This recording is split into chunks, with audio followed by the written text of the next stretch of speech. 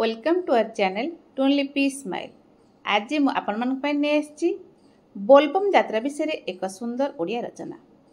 Video आरंभ करने पूर्व जदि आम सब्सक्राइब करना कि चैनल नुआ तो प्लीज सब्सक्राइब करनी आउ डे नगर आरंभ कर आज रचना बोलबम यात्रा। प्रथम उपक्रम देवदेव महादेव भक्तंकर आराधना रे संतुष्ट हेले से अजाड़ी दियंती आशीर्वाद। तांका हृदय रे प्रवाहित होता है प्रेम करुणा और आशीषर धारा।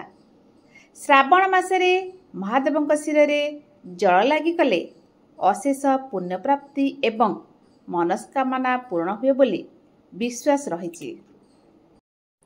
श्रावण मासर प्रति सोमवार लक्ष लक्ष भक्त नईरू जल उठाई बाउंगी बाई खाली पादरे चाली चाली विभिन्न शैवपीठ रे जलाभिषेक करती। यही जल लगी परंपरा को बोलबम यात्रा कहा जाए। वर्तमान जानिबा वर्णना विषय। वर्षक 12 मास मध्यरु महादेवंकर प्रिय मास होची श्रावण मास। श्रावण मासर प्रथम सोमवार को अनै बसथांती शिव भक्त माने। सोमवार दिन भोर समय भक्त माने धाई जाती निकटरे प्रवाहित नई को। तांकर अति प्रिय ठाकुरंग पई एई नई पानी को कड़सरे उठाई आनती।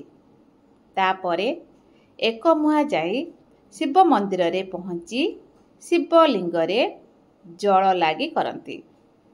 शिव मंदिर दूर स्थान थिले भक्त माने पूर्व दिनरु प्रस्तुत करिथांती।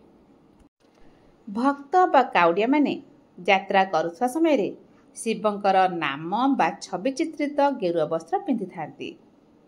चित्रित कलशरे पानी बाहुंगी साहाय्य कांधरे बाही खाली पादरे चली थांती।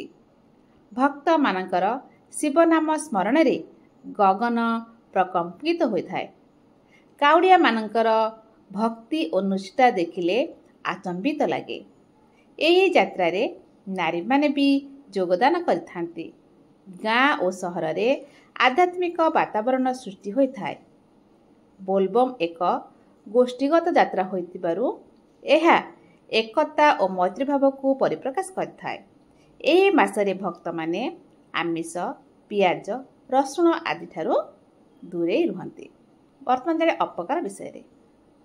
बोलबम यात्रा समय रे निजर क्रांति मेटाया को जाई विश्राम नेबा बेले अनेक भक्त गंजेई सेवन करने सहित भांगपणा सेवन करती। फल केतेबेले भारसाम्य हराई दुर्घटनार शिकार हुअन्ति। सहर और राजरास्ता बोलबम यात्री अतिशय भीड़ जमाउथिबारु जानबाहन चलाचल में व्याघात देखा थाए। यह सहित केतेक बोलबम गोष्ठी निज डीजे बजाई सस्ता नाच गीत करी पथचारी और जनसाधारण को विरक्त कराई थांती। वर्तमान जानिबा शेष कथा विषय। बोलबम एक गोष्ठीगत यात्रा होइथारु एहा एकता और मैत्री भाव प्रदान करिथाए। एहा सहित जीवन और जीविकार राहा देखाई थाए। जेपरी कुंभार माने कलश तैयारी करी बढ़ई बाउंगी तैयारी करी भल पैसा रोजगार करती। फूल विक्रेता दीप बाला शैवपीठ मानकरे उठा दुकानी भल पैसा रोजगार करती।